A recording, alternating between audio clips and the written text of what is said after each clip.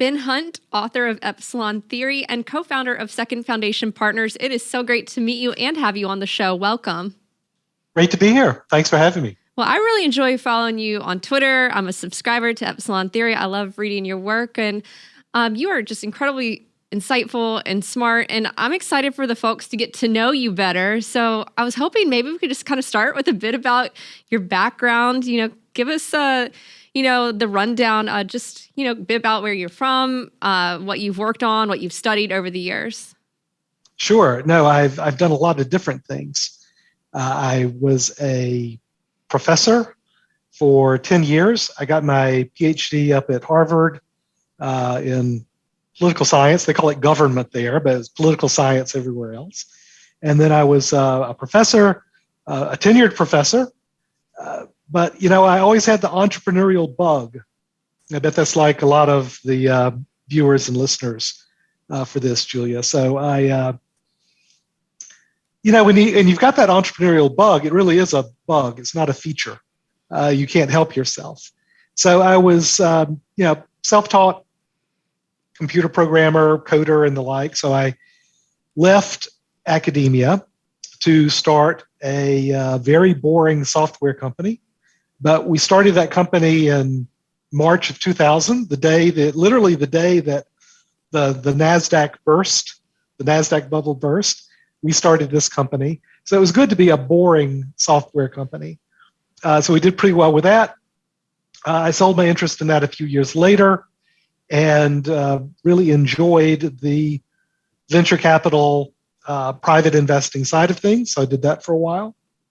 And then I joined a asset manager, a large manager of money, to start a hedge fund with a friend there.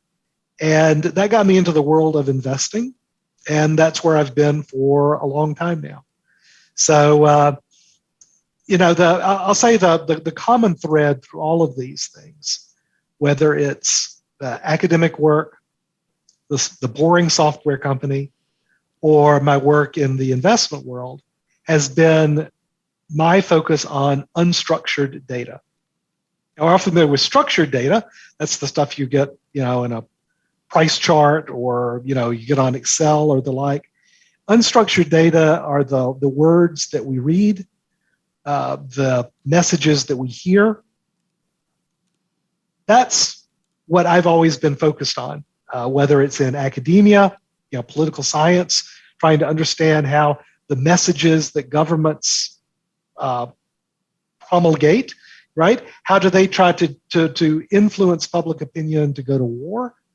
The software company I started was trying to understand unstructured data in the form of schematics and parts diagrams, and again, very boring stuff, but very useful stuff. And the investment world, or my investment efforts, have been trying to understand how a Fed speech, a CNBC program, how do all these messages, how do they influence our behavior as investors? And so that's the common thread. That's what I do. It's amazing how time flies, but 9 years ago now, 2013, I started writing about, in my research interests, what I like to call narrative and its impact on politics and economics. That became the blog Epsilon Theory. I was writing that to about 100 hedge fund clients. It just, word of mouth, it just spread and spread. So now we've got, well over 100,000 people who read Epsilon Theory. But that's what it is. It's about unstructured data, the patterns in unstructured data, we'll call them narratives, and the way they impact us both in politics and in markets. I love that. I love the diversity of your background too, just from like tech and academia and investing. I can't keep a job. No, but Julia, I'm serious when I say it's a bug, not a feature, because I love it. I'm sure you've got a lot of listeners and viewers who are afflicted with the same thing, right? I mean, it's such a big world, and there's a lot of stuff to explore. So it's, yeah. Well, let's explore this notion. Let's explore this idea of unstructured data. I briefly worked at a tech startup founded by some, top AI scientists. I often heard them talk about unstructured data, but maybe for like the lay person listening, when you mentioned unstructured data and you gave the example of like a Fed speech or a CNBC, a story that comes out, help us kind of understand unstructured data as it relates to markets and the economy. Sure, and I'll do this by giving a totally different example. I'll give an example from television, right? So I watch a lot of TV. Some people say they don't have time for TV. I say you make time for TV. But I'll talk about the show Law and Order. Right? So Law and Order has had over 600 episodes filmed so far. I'm just talking about the baseline Law and Order, not even all the spinoffs. But so over 600 episodes. There are only a dozen scripts. 600 episodes, there are only a dozen scripts. Every episode of Law and Order follows the same 3-act play structure. In fact, every movie you've ever seen out of Hollywood over the last 40 years has a 3-act structure. So what I would say is, type in any movie you like plus 3-act structure, Google that, and you'll see what I mean by the structure within unstructured data. Unstructured data is a story. It's like I say, it's the words we read, it's the messages we hear, the television shows we watch, and the structure in all of these things is a narrative, a script, a story arc. Right? Every one of those 600 Law and Order episodes has the same story arc, where I promise you at about the 2/3 mark of Act 1, you will be introduced to what seems to be a tangential character. That by tangential, I mean it'll be the neighbor of the victim. It'll be a family member of the presumed perpetrator. In every episode, all 600 episodes, early in Act 3, that tangential character will be reintroduced as now a primary character. Every single episode follows that same structure. And once you start looking for these story arcs, the same story that we tell ourselves over and over and over again, whether it's in a movie, whether it's in a television show, whether it's in an investment thesis, whether it's in a voting situation, once you start looking for those underlying narratives and story arcs, you'll start to see them everywhere. And so what our research is all about is there are more than 12 of those story arcs or scripts in markets and investing. There are more than 12, but actually it's not a lot more than 12, right? It's a finite number. And each of those story arcs or scripts has specific words and language that's associated with it. There's a life cycle. That's what it means to be an arc. There's a beginning and a middle and an end to it. This is what Wall Street does. Wall Street and Hollywood are both in the business of telling us stories. We recognize it as a fictional story when it's Hollywood. We don't recognize it when it's Wall Street. And that's the research, to understand and to try to measure where you are in the life cycle of a story arc about a company, about a sector, about an industry, about a national market, about an asset class. We see these story arcs everywhere once you start looking for them. And now we have the technology to actually try to measure them. So that's what I mean by unstructured data. All it is it's the stories that we hear. But what's difficult is that, unlike when we're watching television or watching a movie, we don't recognize that the stories we're listening to from CNBC or Bloomberg or the political stories we hear from Fox or CNN, we don't recognize them as stories. Once you do that, the whole world opens up for you to try to understand the similarities between the storylines that we hear over and over again and where we are currently in the life cycle of one of these stories and how these story arcs can end, because they all have an ending. Yeah, there is so much to unpack there, and this is why I'm so excited to have you on. And you mentioned that we start to see these narratives or stories everywhere, and you just mentioned You mentioned some of the financial media and some of the mainstream media, and that often we don't recognize them as stories, but once you do, it really opens things up. So a couple of questions. Well, why don't people recognize them as stories? Why do you think that is, and what are the implications of that? You're smiling. Let's talk about it. No, it's a great question, and the reason we don't recognize them as stories is that, well, I'll tell a story of my own, right? So David Foster Wallace, he told this story when it was a graduation address at a college. David Foster Wallace, the novelist, and sadly departed now. But as the story goes, these two young fish were swimming along in the lake, and an older fish comes swimming by the other direction. And the older fish says, "Morning, boys, how's the water?" And the two young fish say, "Whatever, Grandpa, fine." And they swim on. And then one of the younger fish looks over to the other one and says, "What the hell is water?" right? We don't recognize that they're stories because this is the water in which we swim. The human animal is, and this is, technically speaking, a social animal. And there are only a few species on Earth that are true social animals. And frankly, most of them are insects, right? So the termite, the bee, and the ant, and the human being are all four social animals.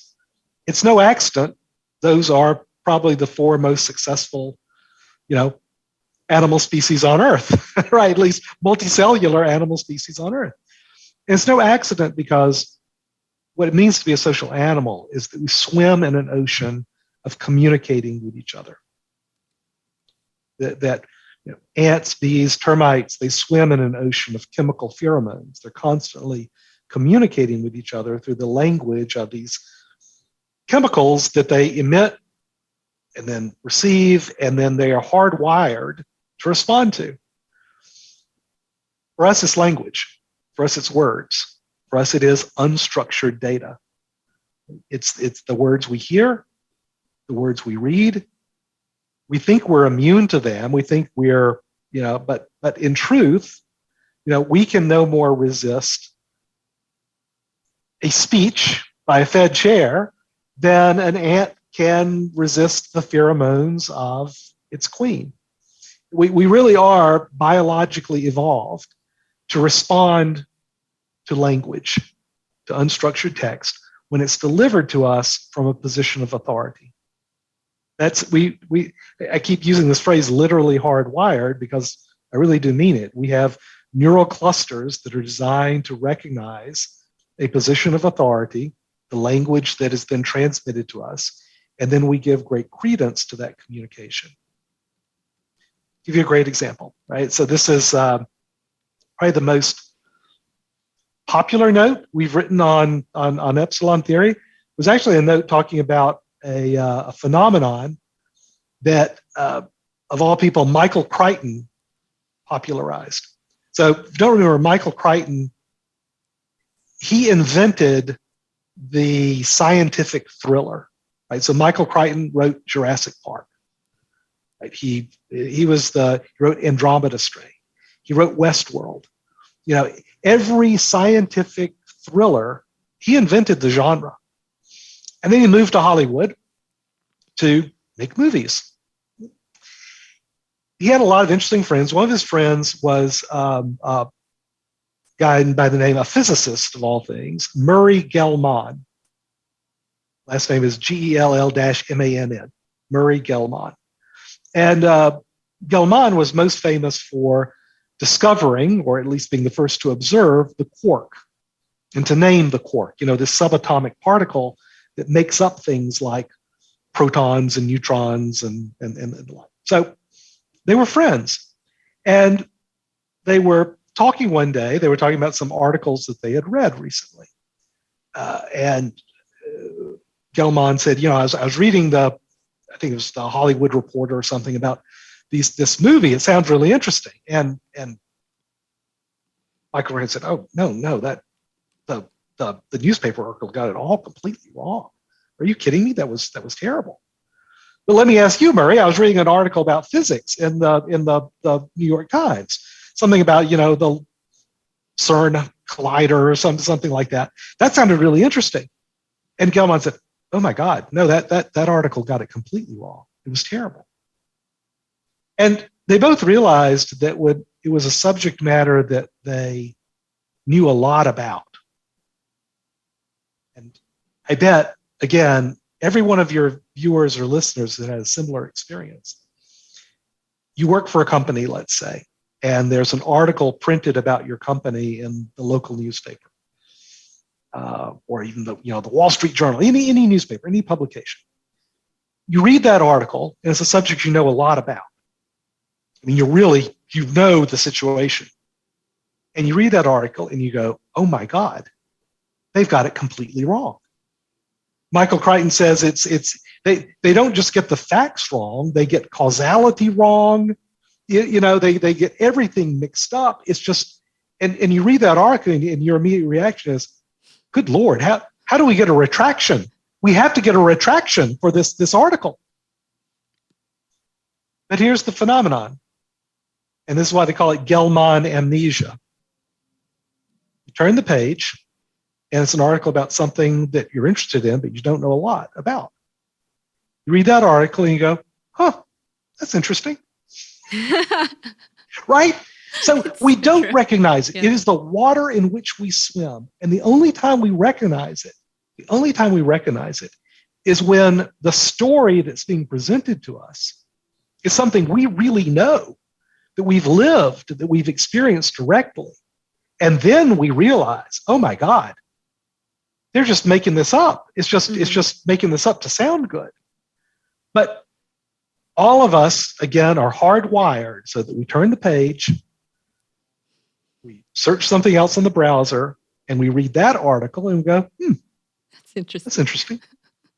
I like that, the Gell-Mann amnesia effect. And I like that you mentioned Michael Crichton. I love his books and Law and Order. I feel like we have a lot in common on those things. There you go. Exactly. I've loved Jurassic Park books. It's thing. I'm obsessed. Okay. So let me ask you this then about I'm just curious about your own approach to media or content. Like, what do you do for your own content diet? Do you watch the mainstream media? Like, what do you do? Yeah, I think I read and I watch everything that everyone else does. I'd like to think that I read it differently.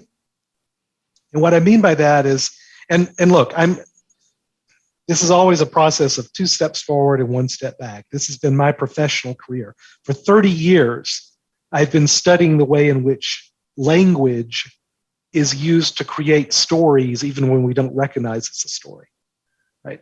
But I've been doing this for 30 years, and I'll get wrapped into a story, sure, the same as anybody else. I really will, right? Because again, we can't help ourselves.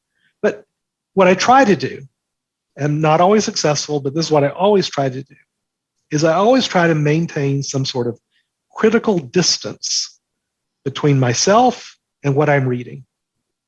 That doesn't mean I think, it's, they're making it up, or, it's not that I try to apply my own story arc to it. Oh, this is the mainstream media. There's a conspiracy here to cover up the real truth, right, from over here. That's not what I mean. What I mean is maintain a critical distance. To always ask yourself the question, why am I reading this now? Why am I reading this now? Because the fact is, you'll read an article about Stein, right? There's always, I chose that because that was the example that Michael Crichton gave in his speech about the Gell-Mann amnesia. And there's always an article that could be written. Why am I reading this article now? Because there is I'm not going to call it, it's not an ulterior motive, but there's always motivation behind why a story is being written. And the manner in which the story is written. We can recognize this pretty easily when it's really over the top. We call it clickbait. Right? We're saying, they're writing that story and they've got that image, they've got that headline because they want you to click. Right? They want to capture your engagement. What I'm saying is that everything you read has that element to it. And to maintain a critical distance, I think it's always very healthy to ask yourself, why am I reading this now? Because, it's not that you should not read it, and it's not that you should fight the Fed. That's not what I'm saying, right, at all. What I'm saying is that when you read or listen to, Jay Powell give a speech, right, or you read the transcript later, I'm not saying you should react to it as in, oh my God, this is terrible, this is wrong, he's awful. What I am saying, though, is that you shouldn't take it into your heart. You need to maintain a critical distance as an outsider looking at it and just asking yourself, why are these words organized like they are? What is the story this is trying to tell? What is the larger narrative that's trying to be that this is all part of? And I find that just creating that sort of distance, that's what we need to survive in this environment. Because look, I like to play poker, right? So there's an old poker saying that if you don't know if you sit down and play poker at a table and you don't know who the sucker is within the first 30 minutes, the sucker is you. So I'm not saying you don't play poker. I'm not saying you don't engage in the media or you just, ignore all this stuff. I'm saying just don't be the sucker. Don't be the sucker at the table. And that's what I think maintaining a critical distance can do for you. It keeps you from being the sucker at the table. I love that. Isn't that from a movie? I feel like that's from a movie. Anyway. There are lots of great poker movies. There's so many great ones. It's a good one. Yeah. I feel like I want to say it's Rounders, but I don't know. I'm probably wrong. I love that. You have to assume that anything smart that was said about poker has got to be in Rounders. Right? Yeah. You mentioned about kind of surviving in this environment. You kind of have to give yourself that critical distance. Can we kind of tease out the environment that we're in? And as someone who's, studied so many things for many, many years, talk to me about the evolution of the environment and how we got here, or what is the assessment of our environment? So by surviving, I mean making your way in an environment where everyone is in on the act. And what I mean by that is, and it didn't used to be this way, we can track how it's developed over time. What I mean by everyone is in on the act, I mean that everyone who is in front of a camera, everyone who's behind a microphone, they're trying to create a narrative, a story arc, one that benefits their interests. I'm trying to create a very, an understandable story arc for my research interests because I'd like for people to, think I'm right. And I do think I'm right, but I'm trying to tell it in a way that engages people. Every politician knows this. Every central banker knows this. Every CEO knows this today. That the way to improve the multiple on your stock is not to get another, half turn of leverage through some, operational efficiency. No. The way to get a higher multiple on your stock is to create an effective story or narrative about how your company is growing and, why the future is bright and the like. That's how you create a good stock. Some CEOs are magnificent at this. Some CEOs are terrible at this. What has changed over the last 10 years is the ones who are terrible at this, who can't tell a narrative to save their lives. They can be the best operator in the world. Doesn't matter anymore, right? They've gone the way of the dodo bird. It's the same with bankers. It's the same with politicians. Today, everyone is in on the act. And what that means is that they're all using their words for effect. Right? They're not, when Jay Powell is getting up there and giving a speech, he's not necessarily communicating what he actually believes. He's communicating the words that he thinks will drive a specific response in the listener. This isn't tinfoil hat conspiracy thing. This is what they mean by forward guidance, right? This is what they mean by communication policy, to use their words to try to shape and impact investor behavior. Mm-hmm. So everyone's in on the act. We've seen a real sea change structurally as well through, I think, really two things. The first is the growth of 24/7 news channels. I'm making the little finger quote sign here if you're just listening to this, by which I mean not just financial news. It's not just the growth of CNBC, Bloomberg, Fox Business, but also mean in the, I'll call it in the, political news. So CNN, MSNBC, Fox, all the other, ones that are out there trying to do this. These 24/7, again, quote unquote, news channels, this is a relatively new phenomenon, a little over a decade old.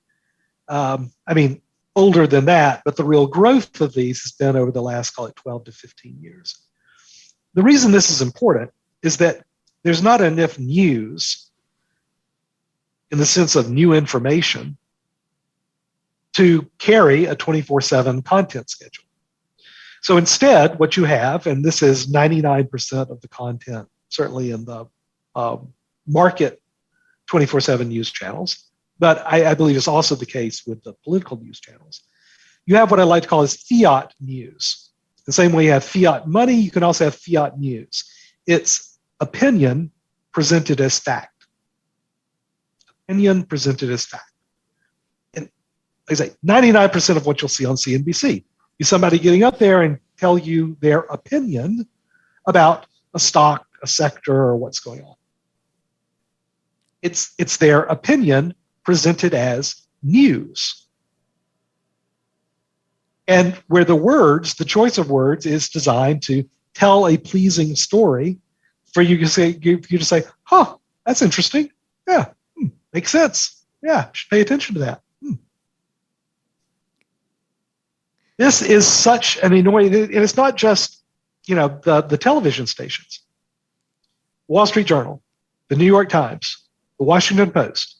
These are all now 24/7 news outlets, right? It's not just the printed newspaper once a day anymore. It's 24/7 articles and coverage and the like, for which it is impossible to have actual information. And so more and more of the content becomes opinion presented as news. That's what drives engagement.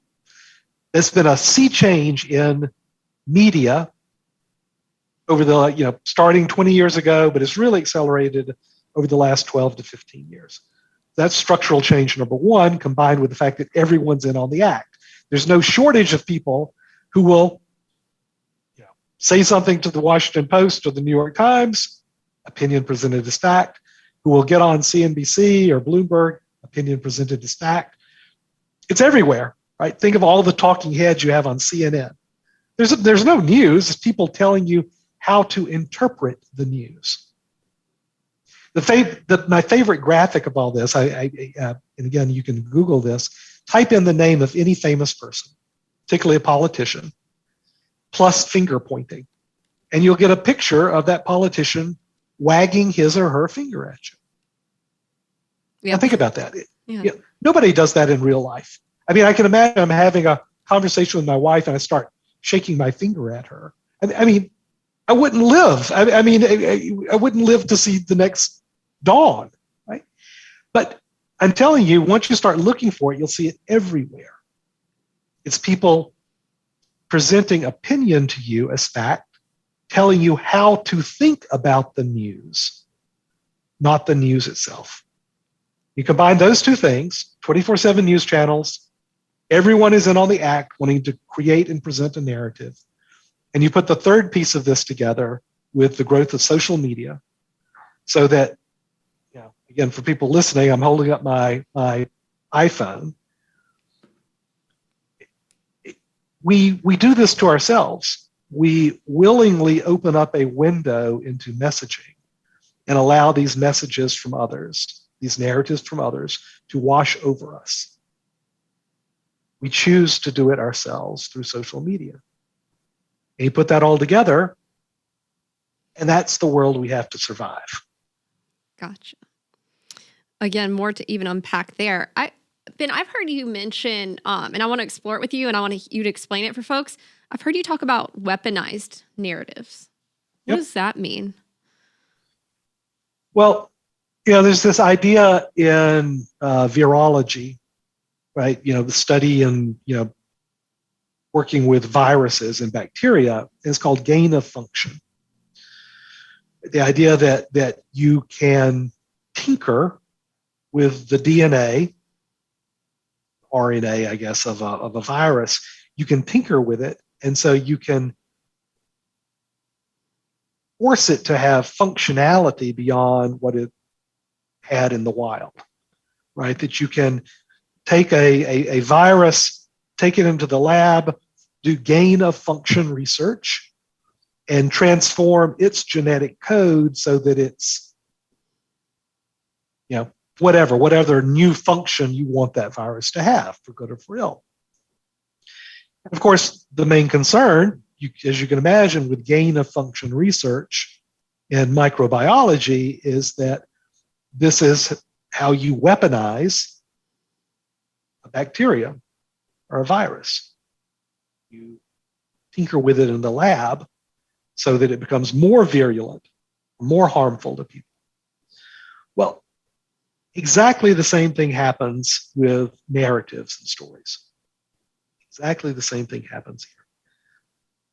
The words that are chosen, the grammars that are employed, the structure of the unstructured data that is presented to us is A/B tested, it's designed, it's evolved to do two things: to impact us without us knowing that it's a story, and to hit our neural clusters that are designed to respond to a specific story arc.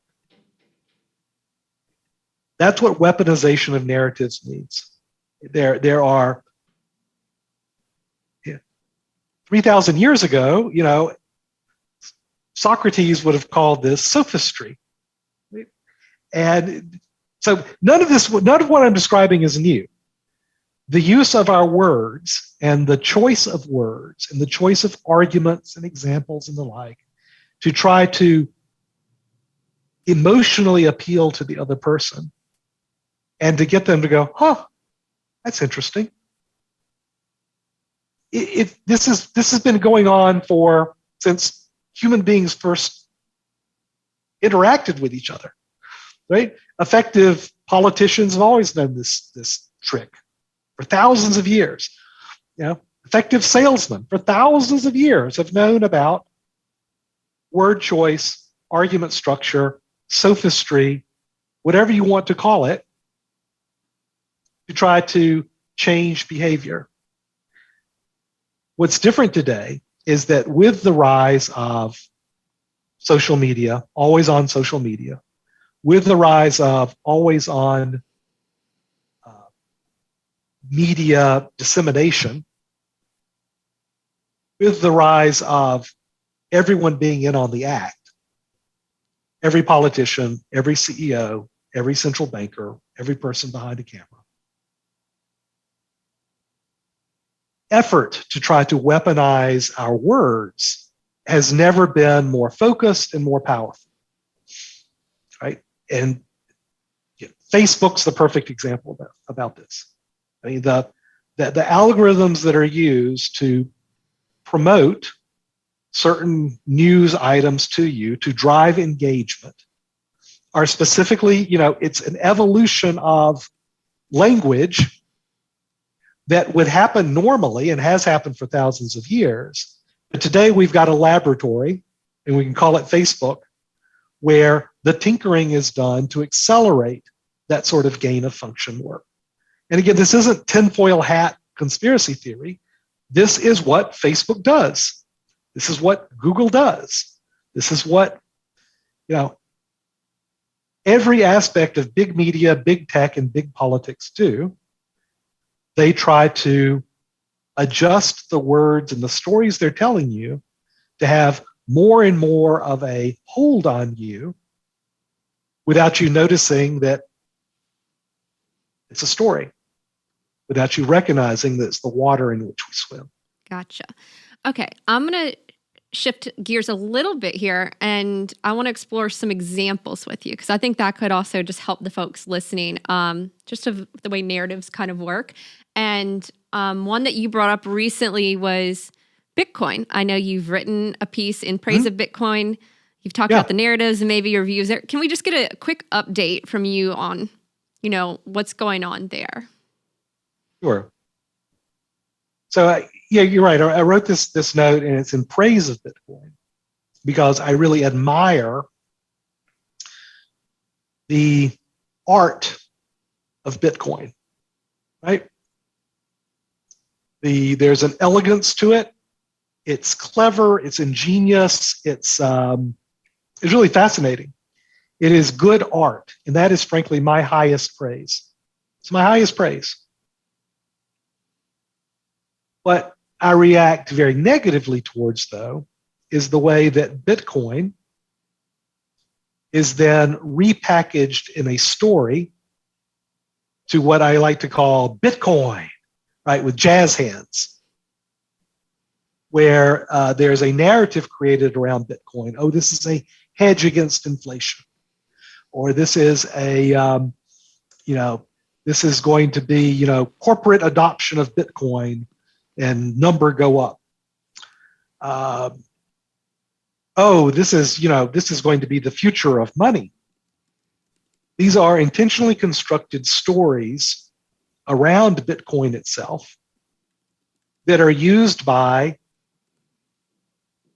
really for the last 2 years, Wall Street to try to drive transactional flows in Bitcoin, right? It's the securitization of Bitcoin. This has all happened before, right? So, with the development of securities around gold, particularly the ETF, the development of the GLD ETF, it became possible to securitize physical gold.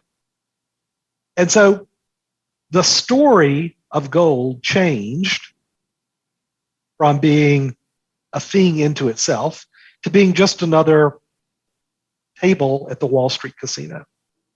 And what I believe so strongly is the same thing has happened with Bitcoin.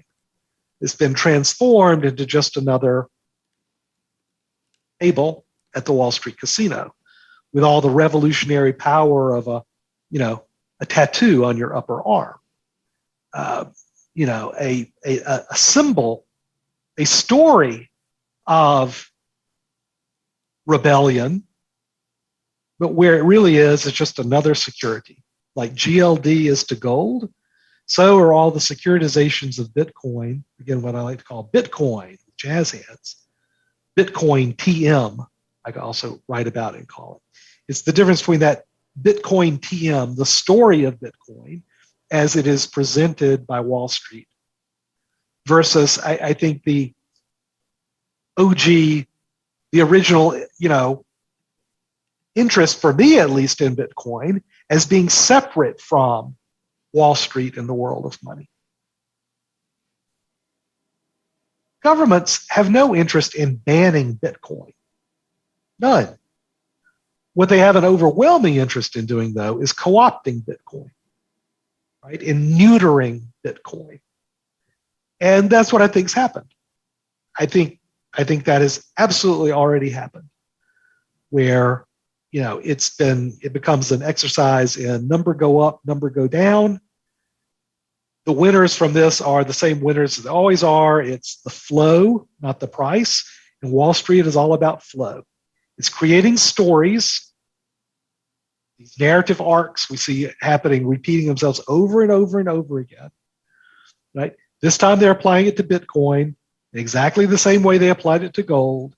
You securitize it. You create a pleasant sounding narrative around it.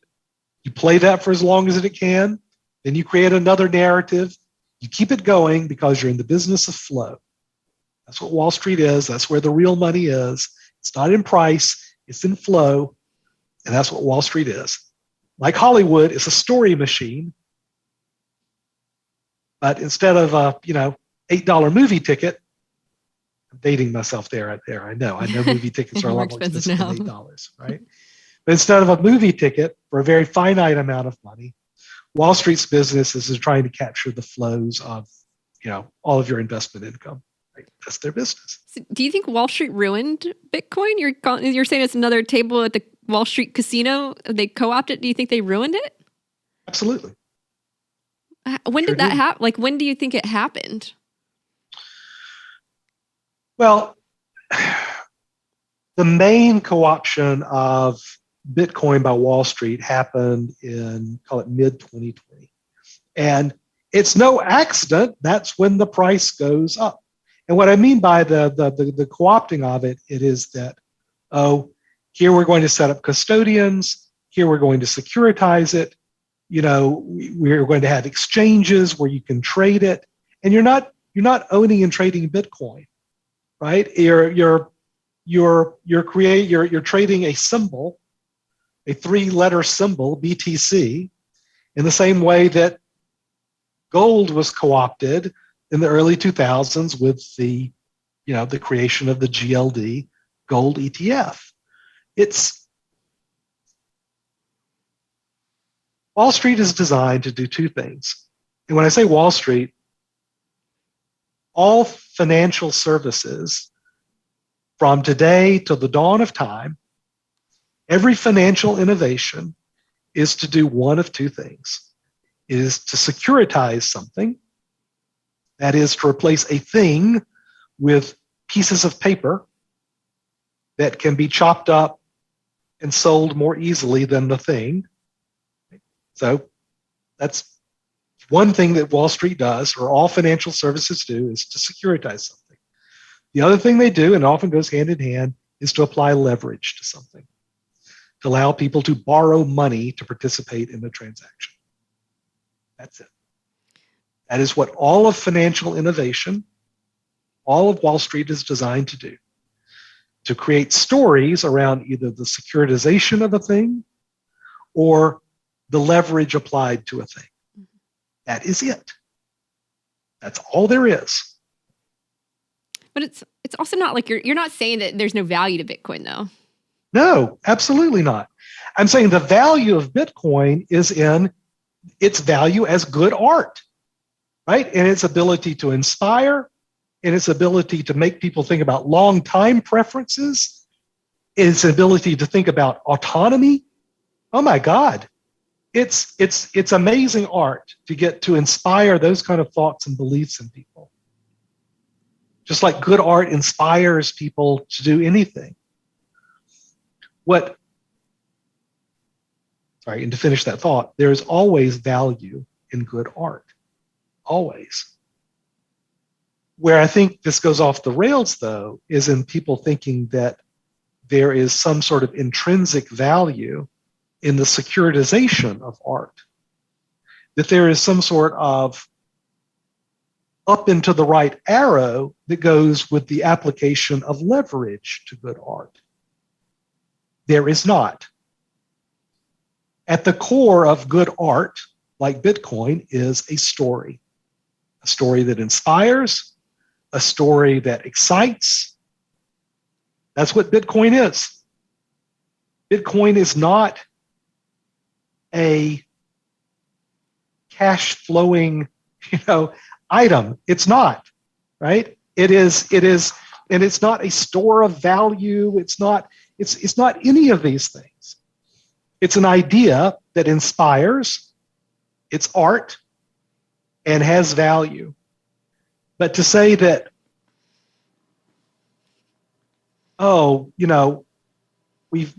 there's some fundamentals to Bitcoin in an economic sense, that's a story. And to put a multiple on that story, that's a whole nother story. So is there value to Bitcoin? Absolutely. Is there value to Bitcoin, the securitized version of this that you can buy and sell on an exchange? there's a value to it in the same way that there's a value to any, 3-letter ticker that you want to buy and sell. It's going to be driven by narrative, and that's a hard game to play. If you want to play it, fine, but maintain a critical distance. Don't take it into your heart. Don't take the story into your heart, because that's what ruins people. It ruins people politically. It ruins people economically when they fail to maintain that critical distance, when they fail to recognize it's a game I'm playing, when they fail to recognize that someone is telling me a story.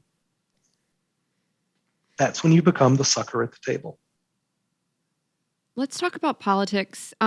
This was something that came up in a recent note of yours. You talked about it at your office hours recently. This kind of political risk that's out there and this kind of predicament that we're in. I would love for you to share with the folks your kind of views as it relates to kind of what's playing out in our political landscape. Well, I don't think it's contentious to say that there's a polarization that's been happening in the American electorate for a lot of years now. And the Pew Research Foundation, PEW, does really good work on this. They've got a data series, asking people the same questions. This goes back, you can get some proxies on this, going back into the 1930s, or actually, I think even a little before then. But you can have these kind of direct polling questions that have been done going back, 15, 20 years. And there's no question that the American electorate, if you're on the left, if you identify as a Democrat, the majority of Democrats have moved to the left. And similarly, the majority of Republicans have moved to the right on this kind of typical left-right dimension. And so what that means then is that if you look at the shape of the electorate as a whole, go back 20 years and it's basically, a bell curve where we've got roughly a single peak of electorate preferences. There's a majority in the center. That's all I'm saying. There's a majority in the center.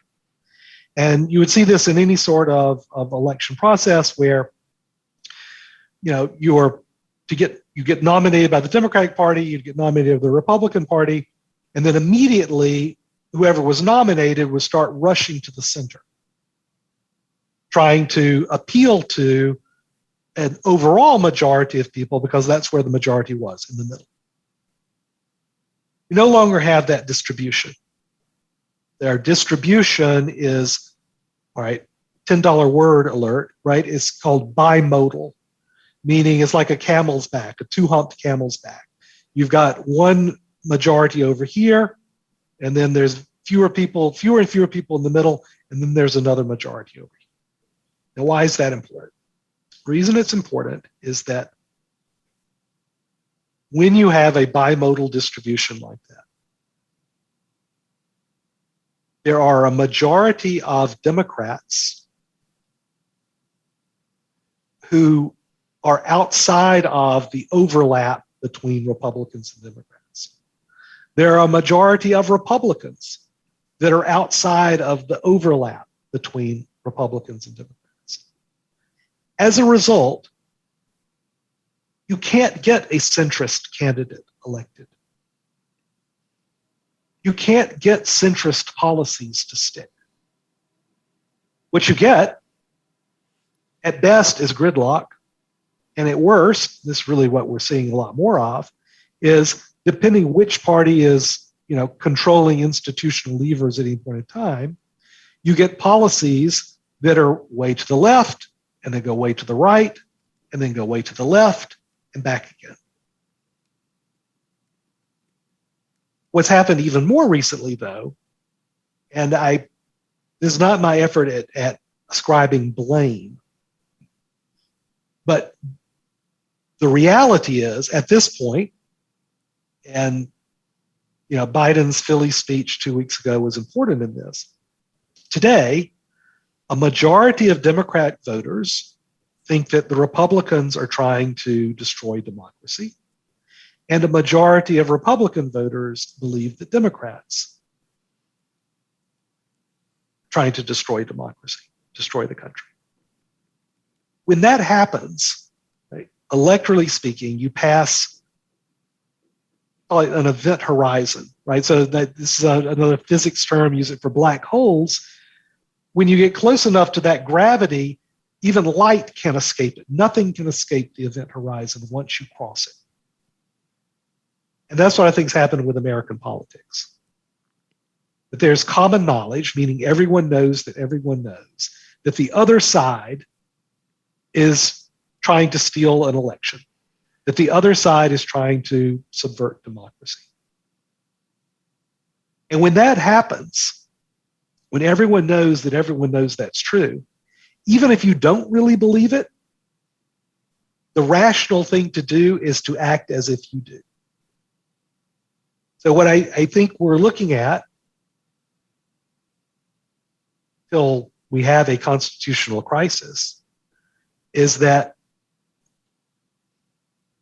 the Democrats will not accept an outcome, whether that's an electoral outcome or a judicial outcome.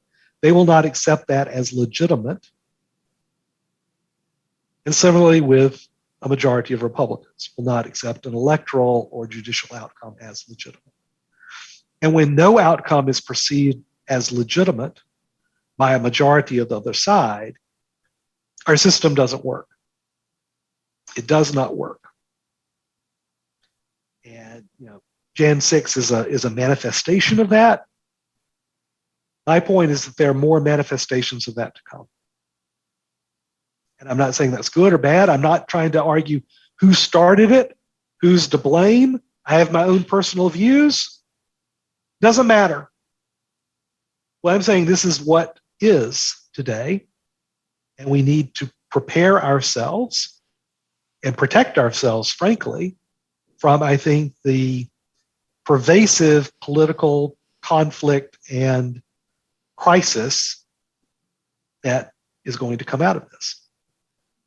Like political collapse. And you say prepare ourselves, protect ourselves. Yeah. What does that look like? What does that mean? It means finding people, I like to call it your pack, finding people who do not treat you as a means to an end, who are not your friends because they want your vote, who are not your friends because they want you to work for their company, people who associate with you because you are an autonomous human being who are an end to yourself, and they demand that you treat them the same way.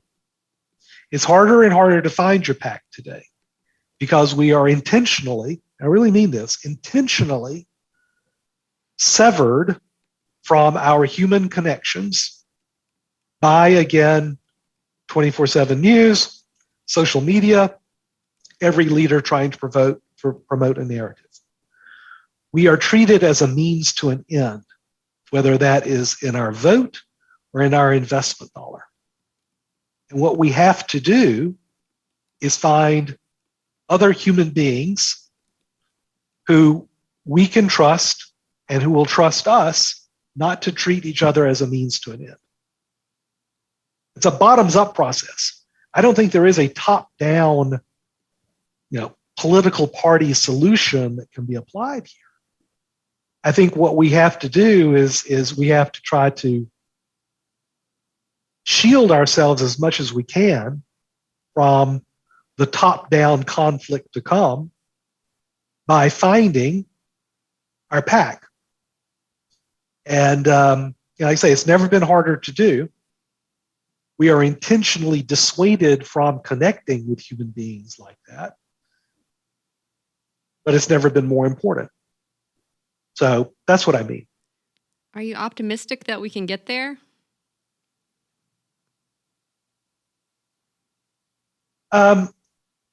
Long-term, yes. Short-term, no, right? I think we are in this, again, $10 word, equilibrium in terms of what our political environment is. And that's not a mean reverting phenomenon. It doesn't just get better on its own. It only improves once there is a crisis and a conflict. Whether that crisis and conflict deteriorates into actual violence and separation, or whether it works itself out with a new compact, a new dimension on which we can have a center. I'm hopeful it's the latter, but I want to be prepared for the former. And to prepare for that, I think we need to make real human connections with other real human beings. And that means it's the hardest thing in the world. We used to have our families, and our extended families were those built-in pacts. But today, look, I mean, we all have this experience, right? Where we've got a family member who has fallen prey to the weaponized narratives of either the left or the right. I don't know. I mean, I've got a family where I've got people who've gone past the event horizon, right, of both. Some family members on one side, and they're lost. They're lost. And what I'm saying is that we have to find and protect ourselves from becoming lost. And the way to do that is to make these true human connections and to treat each other with clear eyes, but also with an open heart. I think that's a really good place to end, like just human connection and treating each other with a real open heart. And gosh, Ben, after talking to you, I have a million more questions. I definitely want to have you back on in the future, but I would love to just kind of pass it back to you. And do you have any parting thoughts for the folks listening? And also go ahead and plug where they can find you. Sure. Well, the finding me is easy. It's Epsilon Theory online, on Twitter. We've got tons of stuff free to read, and we're trying to create a pack, a group of online truth seekers, right? Where it's a true big tent. And our motto, and this is where I'll leave people, it was a fantastic book, an okay movie, and a great TV series, Friday Night Lights. And the catchphrase there, it's about high school football in a little Texas town, which is to mean it's about life. And if you recall, the catchphrase is clear eyes, full hearts, can't lose. And I really do believe that. And that is what makes me really optimistic about the future. Clear eyes, full hearts, can't lose. Well, Ben Hunt, author of Epsilon Theory and co-founder of Second Foundation Partners. I've really enjoyed this conversation and learning from you, and I'm sure folks learned a lot as well. So I just appreciate you being so generous with your time. Thank you so much. My pleasure. Thank you. Thanks, Ben. Take care.